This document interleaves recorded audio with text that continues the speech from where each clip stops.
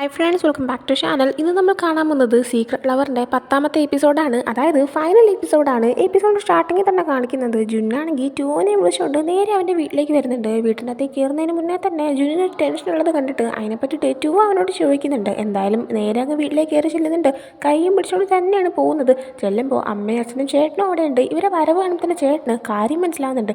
ചേട്ടൻ അവിടെ കിടന്ന് നിനക്ക് ഇത്രയും ധൃതി വേണമായിരുന്നോ? നിങ്ങൾ പോയി കഴിയുമ്പോൾ തന്നെ എൻ്റെ കാര്യത്തിൽ തീരുമാനവും അന്തരീക്ഷം രൂക്ഷമാണെന്ന് തോന്നുന്നു എന്നൊക്കെ ഇങ്ങനെ മനസ്സിൽ പറയുന്നുണ്ട് ചേട്ടൻ.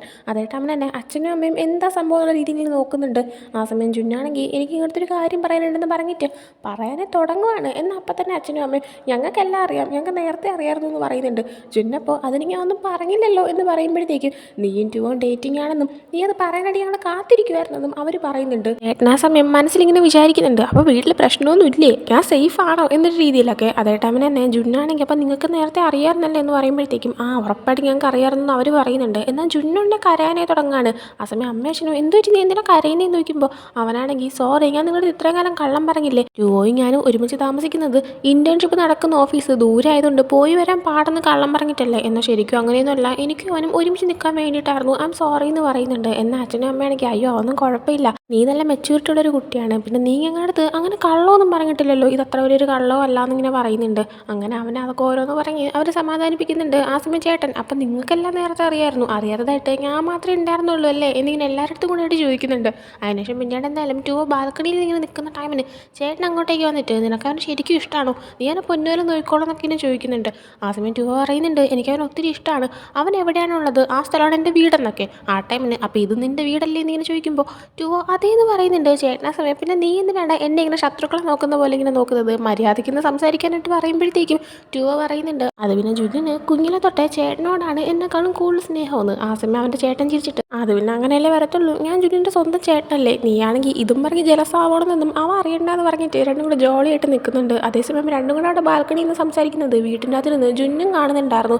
ആ ടൈമിന് അച്ഛൻ്റെ അടുത്ത് അമ്മയുടെ അടുത്തും കൂടെ അവൻ ചോദിക്കുന്നുണ്ട് ഞങ്ങൾ തമ്മിൽ ഡേറ്റിംഗ് ആണെന്ന് നിങ്ങൾക്ക് എപ്പോഴാണ് മനസ്സിലായെന്ന്. ആ ടൈം അച്ഛനും അമ്മയും അത് പിന്നെ നിങ്ങൾ കോളേജിൽ ജോയിൻ ചെയ്യാനായിട്ട് പോയില്ലേ, ആ ടൈമിനെ ഞങ്ങൾക്ക് കാര്യം മനസ്സിലായി എന്ന് പറയുന്നുണ്ട്. ജുന്നപ്പോൾ കോളേജിൽ ജോയിൻ ചെയ്യാൻ പോയ ടൈമിനോ, ആ ടൈമിന് ഞാനും അവന് സെറ്റായില്ലല്ലോ, അതിനുശേഷം നിങ്ങൾ റിലേഷൻഷിപ്പിലായെന്ന് ഇങ്ങനെ പറയുന്നുണ്ട്. അച്ഛനും അമ്മയും അപ്പോൾ ഇത്രയും കാലം ഞങ്ങളോട് തെറ്റിദ്ധരിച്ചിരിക്കുമായിരുന്നല്ലേ, നിങ്ങളുടെ നല്ല ക്ലോസ് ആയിരുന്നു, അപ്പം ഞങ്ങളാണെങ്കിൽ നിങ്ങൾ നേരത്തെ ഒന്നിച്ചു എന്നുള്ള ചിന്തയിലായിരുന്നത്, എന്തായാലും നിങ്ങൾ രണ്ടുപേരും ഒരുമിച്ചാണല്ലോ ഉള്ളത്, ഹാപ്പിയാണ്, ഞങ്ങൾക്കത് മതി എന്നൊക്കെ പറയുന്നുണ്ട്. പിന്നീട് നൈറ്റ് തിരിച്ച് വീട്ടിലേക്ക് ടൂവും ജുന്നും വരുമ്പോഴത്തേക്കും കുറച്ച് ദിവസം ബ്രേക്കപ്പിൻ്റെ ഒരു ഇതൊക്കെ ആയിട്ട് ജുൻ അവൻ്റെ വീട്ടിലേക്ക് മാറിയുന്നതുകൊണ്ട് തന്നെ ഇപ്പോൾ തിരിച്ചു വരുമ്പോഴത്തേക്കും വീട് ഫുൾ കോളമായി കിടക്കുന്നതാണ് കാണുന്നത്. ടൂവരെടുത്ത് ഇതെന്താവാ നമുക്ക് ക്ലീൻ ചെയ്യാമെന്ന് പറഞ്ഞിട്ട് നിൽക്കുമ്പോഴത്തേക്ക് ടൂ ആണെങ്കിൽ നമുക്ക് എന്തായാലും നാളെ ക്ലീൻ ചെയ്യാം, ഇപ്പം ഞാൻ നിന്നെ ഒത്തിരി മിസ് ചെയ്യുന്നുണ്ടെന്ന് പറഞ്ഞിട്ട് ജുന്നിനെ കിസ് ചെയ്യാനായിട്ട് തുടങ്ങുന്നുണ്ട്.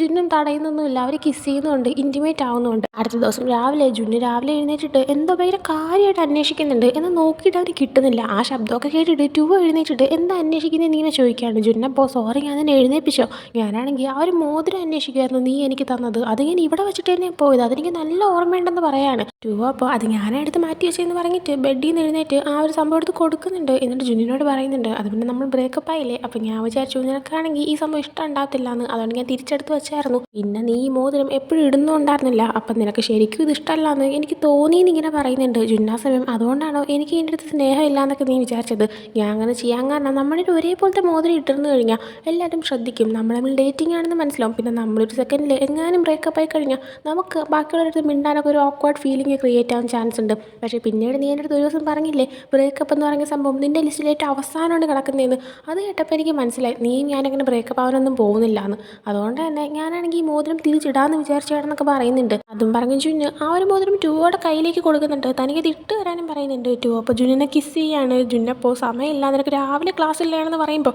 ടൂ ആണെങ്കിൽ ഞാനങ്ങനെ ക്ലാസ് സ്കിപ്പ് ചെയ്യാമെന്ന് പറയുന്നുണ്ട്. ജുന്നപ്പോൾ നമുക്ക് സ്റ്റോൺ പേപ്പർ സിസർ കളിക്കാം, ഞാൻ ജയിക്കുവാണെങ്കിൽ നീ ക്ലാസ്സിന് പോകണമെന്ന് പറയുന്നുണ്ട്. അങ്ങനെ അവർ കളിക്കുന്നുണ്ട്. എന്നാൽ കളി കഴിയുന്നില്ല, അതിനു മുന്നേ തന്നെ ടൂ ആണെങ്കിൽ ജുനിൻ്റെ കൈ പിടിച്ചിട്ട് ആ ഒരു മോതിരം അങ്ങ് ഇട്ട് കൊടുക്കുന്നുണ്ട്. ജുനിനോട് പറയുന്നുണ്ട് ഇനി ഞാൻ നിനക്ക് ഒരു വെഡ്ഡിംഗ് റിംഗ് വാങ്ങിച്ചു തരും, നല്ല അടിപൊളിയായിട്ടുള്ള ഒന്ന്, അത് പിന്നെ ഒരിക്കലും നിനക്കാണെങ്കിൽ കയ്യിൽ നിന്ന് മാറ്റേണ്ട സിറ്റുവേഷൻ വരത്തില്ല എന്നും പറയുന്നുണ്ട്. ആ സമയം ജുന്നാണെങ്കിൽ വെഡ്ഡിംഗ് റിംഗ് വാങ്ങുകയാണെങ്കിൽ നമ്മുടെ രണ്ടുപേരും പൈസ ഒരുമിച്ചിട്ട് വാങ്ങിച്ചാൽ മതി, നീ ആയിട്ട് ഒറ്റയ്ക്ക് എഫോർട്ട് ഇടാൻ നിൽക്കണ്ട, നമുക്ക് ഒരുമിച്ച് പൈസ സേവ് ചെയ്യാമെന്ന് പറയുന്നുണ്ട്. അതാണെങ്കിൽ ടൂയും സമ്മതിക്കുന്നുണ്ട്. അങ്ങനെ അവരുടെ കിസ് ചെയ്യുന്നുണ്ട്. പിന്നീട് ജുന്നൊന്ന് ക്ലാസ്സിലേക്ക് ചെല്ലുമ്പോഴത്തേക്കും ഇവർ ബ്രേക്കപ്പ് ആയ കാര്യവും വീണ്ടും എൻ്റെ ഒന്നിച്ച കാര്യവും വീട്ടിൽ പറഞ്ഞ കാര്യമൊന്നും തന്നെ ലിയോ അറിഞ്ഞിട്ടുണ്ടായിരുന്നില്ല. അവനങ്ങനെ വിശദമായിട്ട് കുറച്ച് ദിവസമായിട്ട് നടന്ന എല്ലാ സംഭവം അവൾക്ക് പറഞ്ഞു കൊടുക്കുന്നുണ്ട്.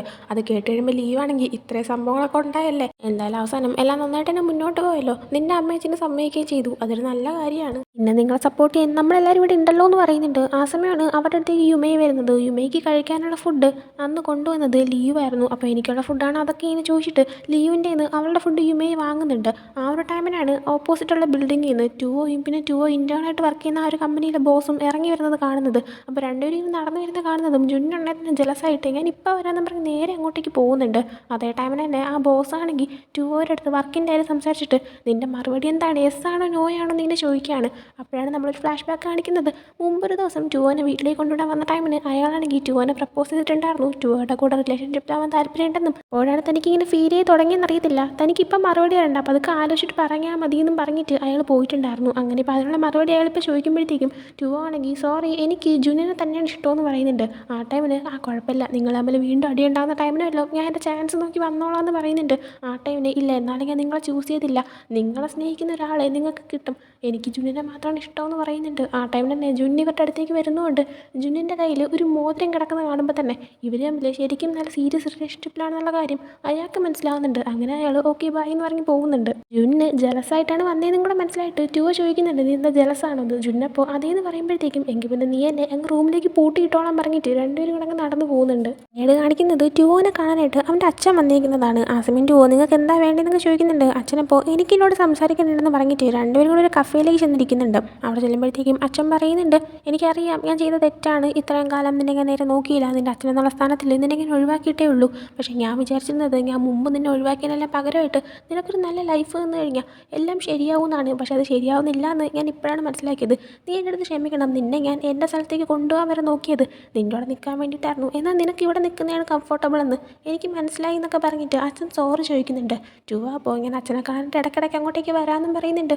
അവരെ തമ്മിലുള്ള ഒരു പ്രശ്നം സോൾവ് ചെയ്യുന്നുണ്ട്.